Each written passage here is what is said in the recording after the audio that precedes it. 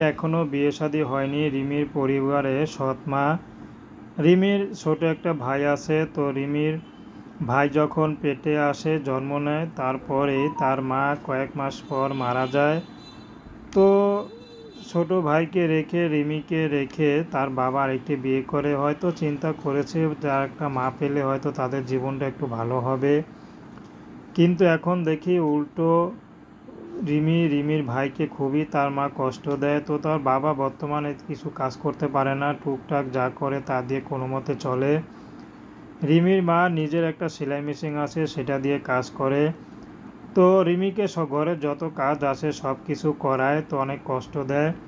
তো রিমির বাবা কিছু বলতে পারে না। বর্তমানে রিমির বয়স হয়েছে, রিমিকে যে বিয়ে শাদী দিবে, মা তো তেমন কোনো খেয়ালই নেই। তো বাবা যদি বিয়ের কথা বলে, রিমির বিয়ের আলোচনা করে, মা ধমক দিয়ে চুপ করিয়ে রাখে। তো রিমি এখন খুবই কষ্টে আছে। কি করবে রিমি, কোথায় যাবে, কিভাবে তার জীবনটা সুন্দর হবে বুঝতে পারছে না। রিমি এর জন্য ইউটিউবে এসেছে, যদি ভালো একটা জীবনসঙ্গী পায় সে যে